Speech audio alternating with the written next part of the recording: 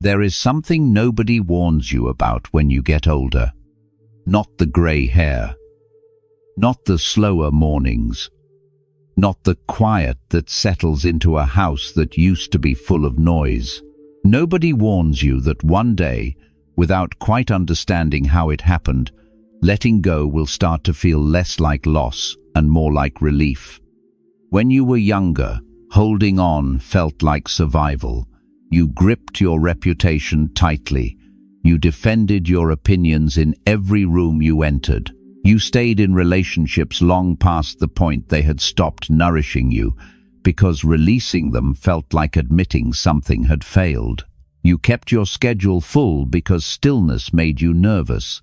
You held the future in a clenched fist, trying to steer what was never truly yours to control. And now, something has shifted.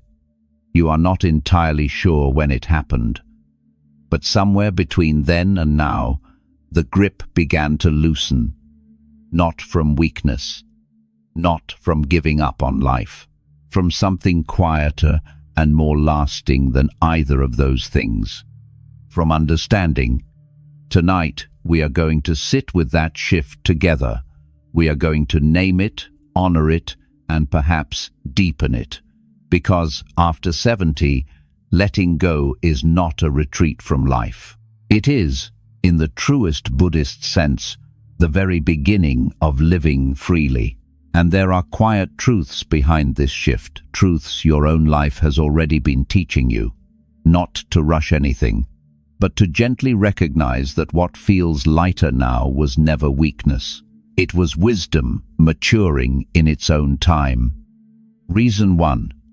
You have already seen that nothing truly stays. Let me ask you something. Think back across your life to everything you were absolutely certain would last.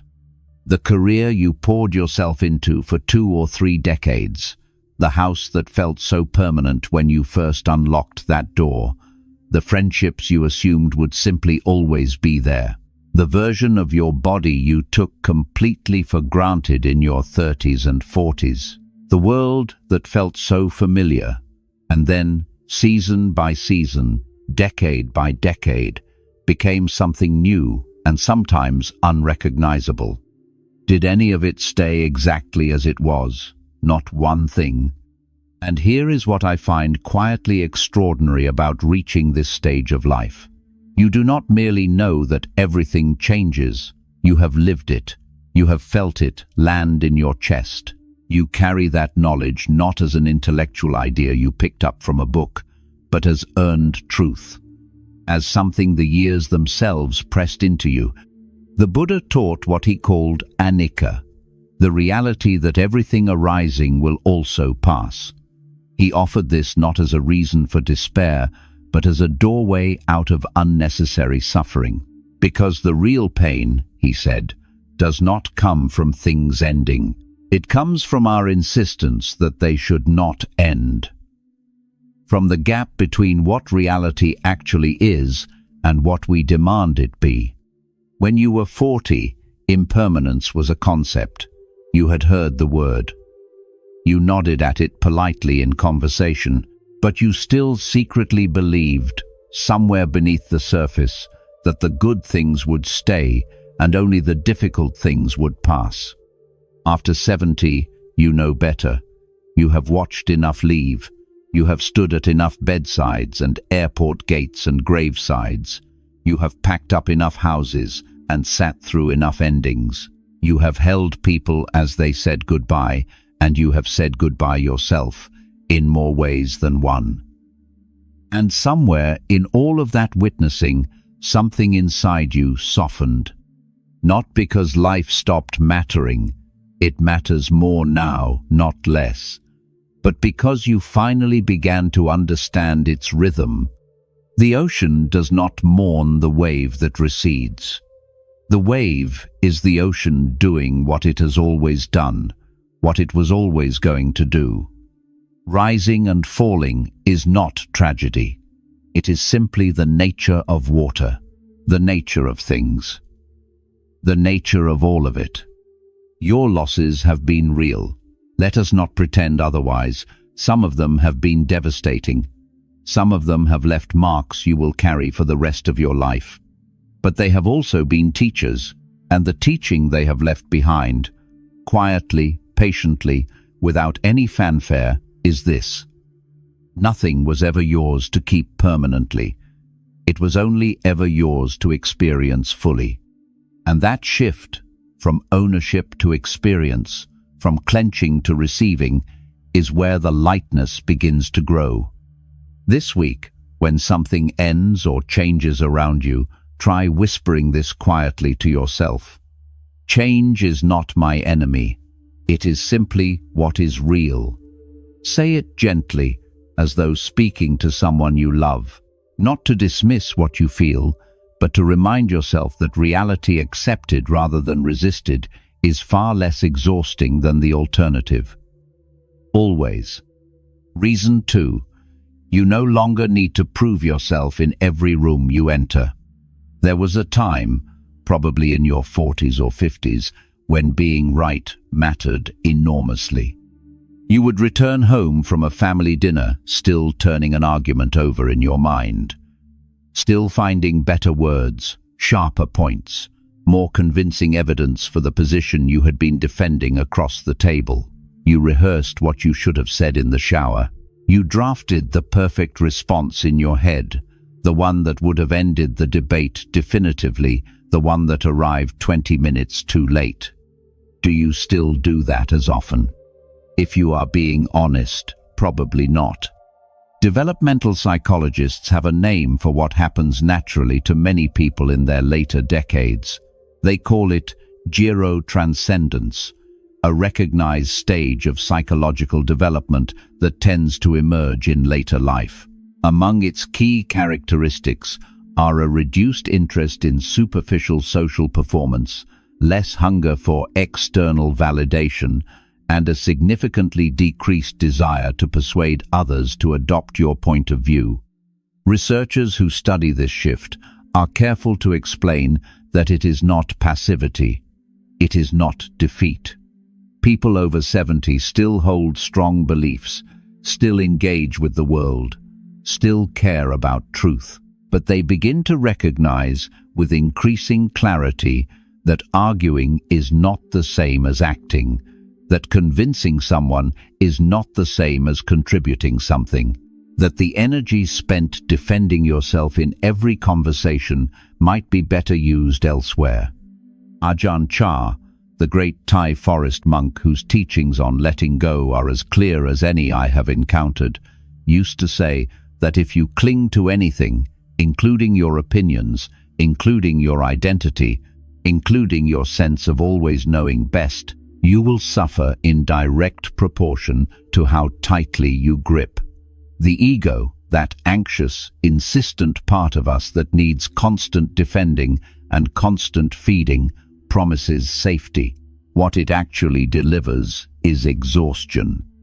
At 70, you have been wearing the armor for a long time, the armor of reputation, of being seen a certain way, of maintaining the carefully managed image of someone who has it together, who has the answers, who made the right choices and can prove it if you press them. And perhaps you have started to notice something about that armor. It is heavy. It was always heavy. You were simply too occupied to feel the weight. There is a quality of quiet power that arrives when you finally set it down, when you can sit across from someone who sees the world entirely differently from you and feel something closer to curiosity than combat. When you can let an argument dissolve before it fully ignites, not from cowardice, not from indifference, but because peace has become more interesting to you than victory. This is not bitterness. This is not resignation. This is clarity. And clarity, after all those years of noise, is one of the most precious things you can possess.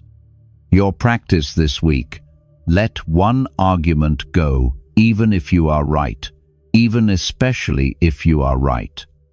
Notice how it feels. Notice whether anything essential is lost. Notice whether what you feared losing was ever really worth what it cost to hold. Reason 3. You have already tasted the cost of gripping too tightly. You know what holding on past its time actually feels like. Maybe you held on to a relationship that had quietly ended years before either person admitted it. You kept showing up, kept trying, kept performing the rituals of connection while the warmth had slowly drained away. And somewhere underneath all that faithful effort, there was a low, persistent ache, a weariness you could not quite name or locate, only carry. Maybe you held on to money so tightly that you forgot to use it for anything that brought you genuine joy. Maybe you held on to a role, the provider, the strong one, the one who never needed help, and that story cost you more authentic connection than it ever gave you in return. Maybe you held on to a version of your past, the one where things should have gone differently, and that version became a kind of second life you lived in parallel to the actual one, dimming it. The Buddha described the suffering that comes from clinging with a Pali word, upadana, not the tender holding of something you love, but the white-knuckled grip that refuses release, even when your hands are raw from the rope, even when the holding itself has become the source of the wound. If you let go a little, Ajahn Chah once told his students, you will have a little peace. If you let go a lot, you will have a lot of peace. If you let go completely, you will have complete peace. After 70, you know this not from being told, but from having lived it. You have felt the rope burns. You have watched people you love hold grudges for so long that the grudge became the most alive thing in them, more present than their grandchildren, more vivid than the morning light coming through the window. You may have been that person yourself at certain seasons of your life. And you know from direct, personal, undeniable experience that the grudge never hurt the person it was aimed at. It only ever hurt the one who could not set it down. What you have gained through decades of living, through loss, and through all that complicated, messy, irreversible living, is a kind of practical wisdom the young cannot yet access. You know what clinging costs because you have paid the price, not once, many times, in different currencies, at different ages, with different things. And that knowledge, quietly and gradually, has been loosening the grip. Not all the way, not always, but more than it used to. The next time you feel that familiar tightening, that urge to hold, to control, to refuse release, to insist that this particular thing must stay as it is, try asking yourself one honest question. Is this worth the tension it is costing me? Not as judgment, as genuine inquiry. Is it actually worth it? You already know the answer. You have known it for longer than you realize. Reason 4. Time has become too precious to waste on what does not matter. A psychologist writing recently in Psychology Today described what she noticed about herself at almost 72.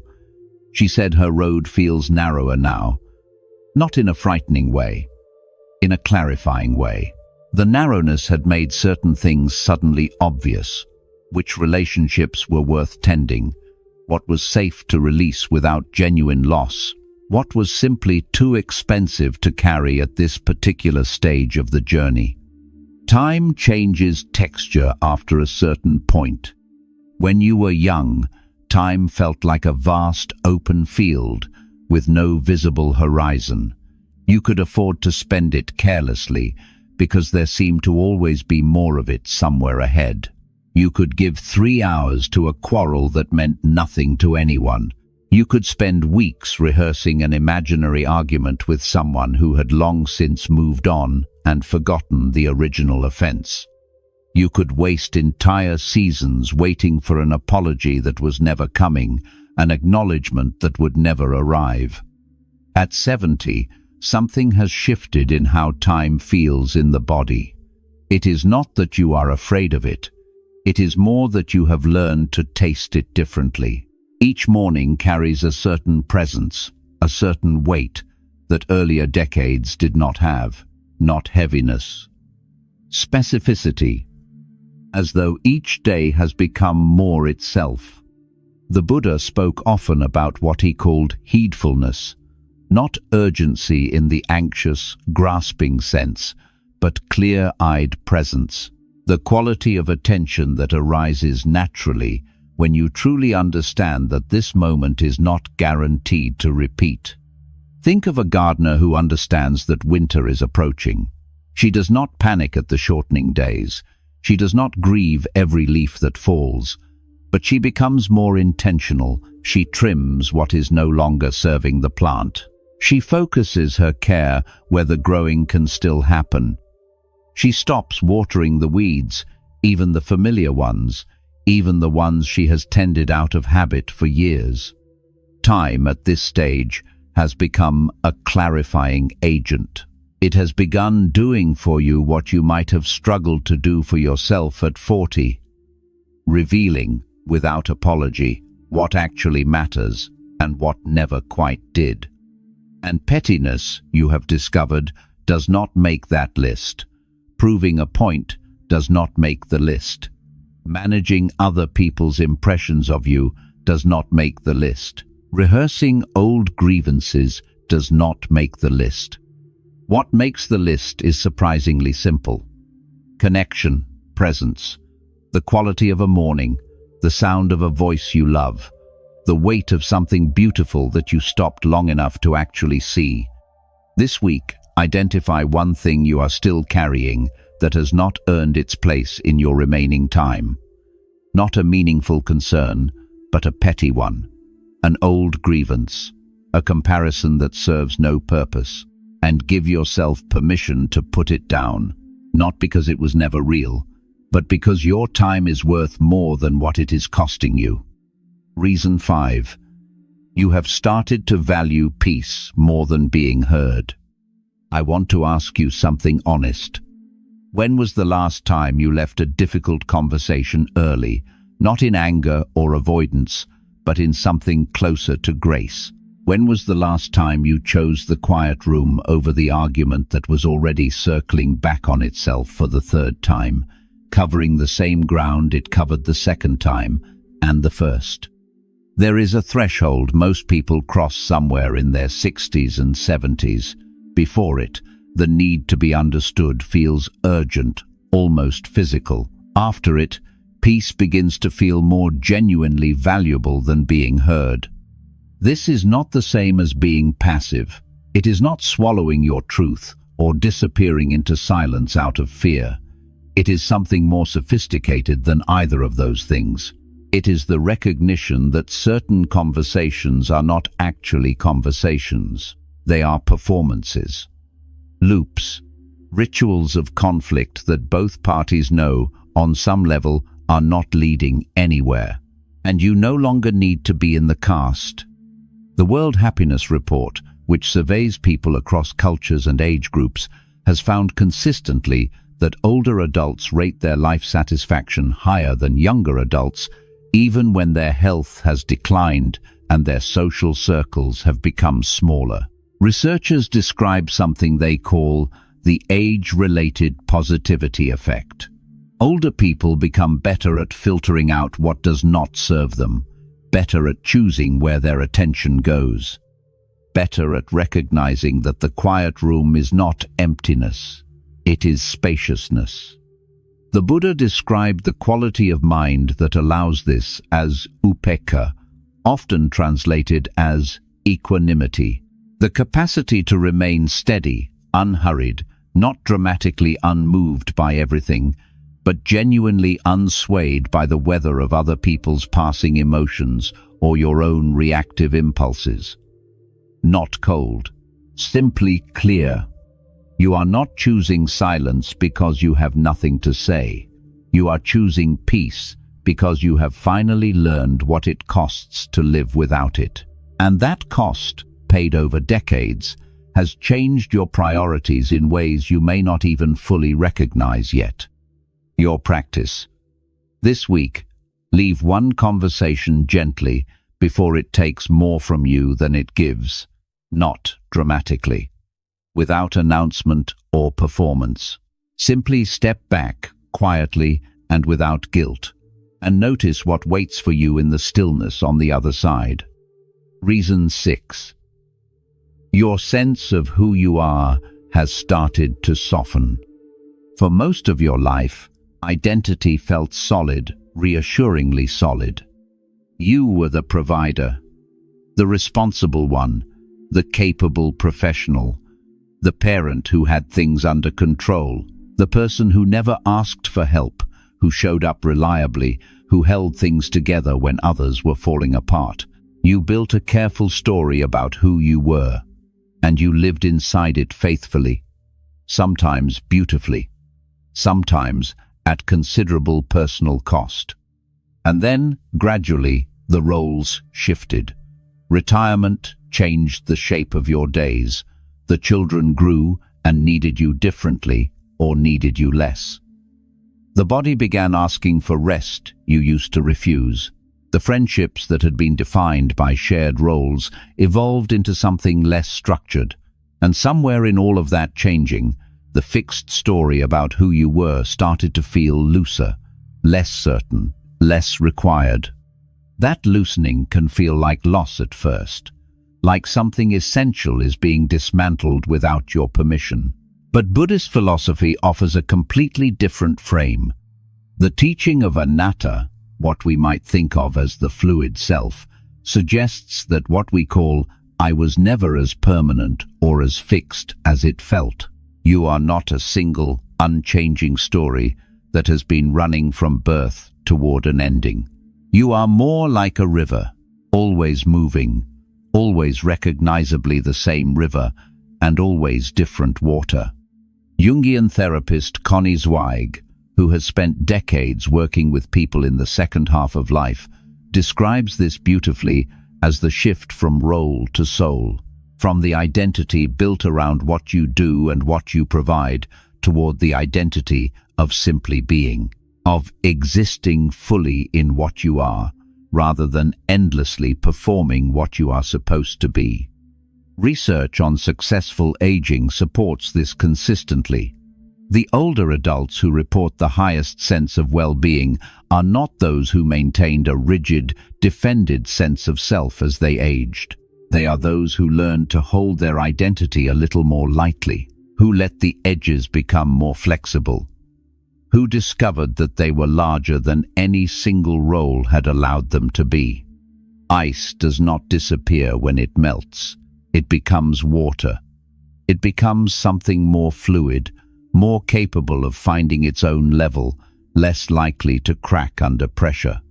The essence remains. The rigidity releases. This week, notice one label you have been carrying about yourself. Not a harmful one, simply an old one that may no longer be the whole story. And see if you can hold it a little more loosely. Not drop it entirely, just open the hand slightly without releasing what matters. Reason 7. You understand at last that control was always more limited than it felt.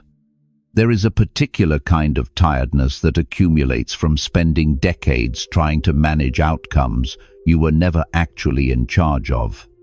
You tried to shape the people you loved into people who would not suffer. You worked to arrange circumstances so that certain losses would not happen. You tried to steer relationships toward particular outcomes. You tried to protect, to prevent, to prepare. You tried to hold the future steady through sheer force of will and careful planning. And you discovered, again and again, that the river kept moving in the direction it was going to move. This is not failure. This is not inadequacy. This is simply the nature of existence, which the Buddha described with unusual precision and without any softening. You are responsible for your intentions, your words, your effort, your care, your response.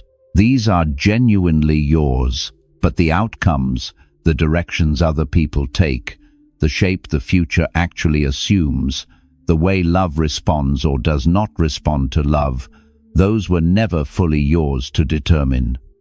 And no amount of effort, no matter how sincere, was ever going to change that fundamental reality. Psychological research on aging reveals something that seems counterintuitive until you think about it carefully. The older adults with the strongest sense of peace and the most resilient approach to life are those who have developed a clear, calm ability to distinguish between what is genuinely within their influence and what is not. Not as helplessness, not as resignation, as clarity. As the kind of honesty with themselves that younger people often lack the experience to access. Think of a sailor. She cannot command the wind. She cannot decide which direction the storm will approach from.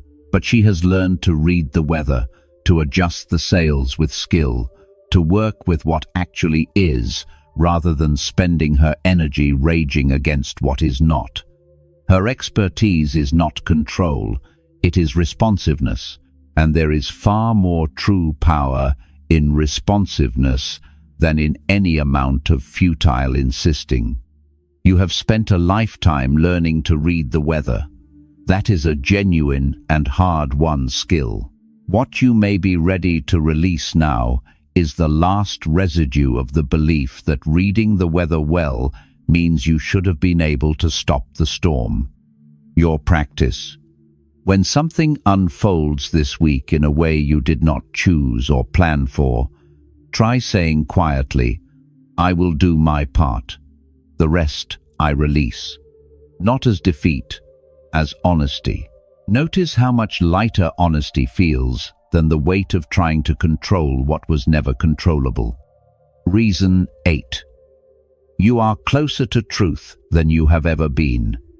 Here is something I believe with genuine conviction. There is a clarity that comes with age that no amount of intelligence, ambition, talent, or intensity can manufacture in a younger person. It requires time. It requires being wrong enough times to stop needing constantly to be right. It requires loss. It requires survival. It requires standing at enough early morning windows, watching the light shift across the same view, feeling something shift in yourself that you cannot quite put into words but can feel in the whole of your body. After 70, you are not moving away from wisdom, you are arriving at it. The 2024 World Happiness Report found, across dozens of countries and a wide range of cultures, that older adults consistently rate their overall life satisfaction higher than younger adults, even when accounting for declining health and shrinking social networks. Researchers describe a shift in what they call cognitive and emotional orientation. Older people become more naturally skilled at filtering out what does not matter, more spontaneously drawn toward what does, less caught in the noise, more available to what is actually present. In Buddhist terms, this is what years of living can do if you allow them. They can become their own form of practice. Not the meditation cushion kind, though that too has its gifts. The living kind, the enduring kind, the losing things and continuing anyway kind, the being wrong and finding your way back kind, the watching everything change and still discovering something steady at the center of it all. Ajahn Chah once said that impermanence, when understood at a real level rather than a merely intellectual one, is the key that opens the door and gives entrance to the deeper teachings. That confronting it fully, honestly, without flinching and without dramatizing, leads not to despair but to a kind of freedom that cannot be taken because it does not depend on anything remaining the same. After 70, you have that key. You may not have called it that. You may not have thought of your decades of living as spiritual practice in any formal sense, but the understanding you have earned, through grief and through joy, and through the long, ordinary days that make up most of a life, has been working on you, has been refining you, has been clearing away what was never really you to begin with. Think of a sky after the clouds have moved through. The sky did not become more beautiful because the clouds left. It was always that way. The clouds simply prevented the seeing. What has been clearing gradually over these decades of living and losing and continuing is your capacity to see what matters, to see what was never worth holding, to see yourself and others with the kind of compassion that arrives only when you have been through enough to stop judging harshly and start understanding deeply. Your practice this week is the simplest one. Find 3 quiet minutes. Sit somewhere you can be still and simply notice what no longer matters to you that once consumed enormous amounts of your energy and attention. Do not explain it. Do not justify it. Just notice. And let that noticing be enough. It is enough. It always was. Closing. Letting go is not surrender. It is the deepest form of maturity. We have walked through 8 quiet truths together tonight. You have seen that nothing truly stays, and that understanding has been teaching you, year by year, to hold things with open hands rather than clenched fists. Not because you stopped caring, because you stopped confusing caring with controlling. You have moved past the need to prove yourself in every room and every conversation, and you have discovered that what waited in that space, that quiet beyond the proving, is something worth having. You have learned the cost of gripping too tightly, not from a book or a teaching, but from your own experience, your own rope burns, your own long reckonings. And that knowledge has been loosening the grip slowly, honestly, without fanfare. You have felt time clarify itself into something more precious and more specific, so that pettiness feels genuinely too expensive and peace feels more valuable than any argument you ever could have won. You have discovered that you can choose the quiet room, that you can step back from conversations that take more than they offer. That choosing peace is not weakness. It is, in fact, one of the most sophisticated and genuinely courageous things a person can do. Your sense of who you are has become more fluid, and you are discovering, sometimes to your own surprise, that this fluidity is not loss. It is spaciousness. It is room to be more fully yourself than any fixed role ever allowed. You have made peace, or you are making your way toward peace, with the fact that control was always more limited than it felt, and releasing the unreleasable is not giving up. It is finally being honest about the nature of things. And you have arrived, slowly and through no small amount of living, at a clarity that people younger than you are still working their way toward. A clarity that does not come from having all the answers, but from having seen enough to understand which questions were never worth asking. After 70, letting go does not feel like loss anymore. Not completely. Not the way it used to. Because you understand something now that you simply could not have understood at 30 or 40, no matter how intelligent or thoughtful you were. You understand that what you were holding was never entirely yours. The relationships were yours to tend, not to possess. The years were yours to inhabit, not to freeze. The version of yourself you worked so hard to protect was always already changing, already becoming something new, whether you allowed it or not. You were steering the boat. You were never commanding the river. And perhaps now, finally, you can allow yourself to sit back slightly. Let the current do some of the work. Feel the difference between the tight, exhausted shoulders of someone fighting the water and the ease of someone who has finally learned to trust it. This is not giving up on life. This is letting life finally be what it was always trying to be. Ajahn Chah said, "If you let go completely, you will have complete peace." You do not have to let go completely tonight. No one is asking for that. This is not a test. There is no passing or failing here. But perhaps you can let go of one more thing today than you were holding yesterday. One old resentment that has earned its release. One need to be understood that has waited long enough. One version of how things should have gone. One label that no longer fits who you actually are. Let it go the way the last light of evening lets go into the dark, quietly, without performance.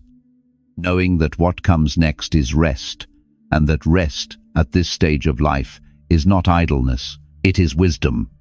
You have earned this lightness. You have lived your way into it. It was not handed to you.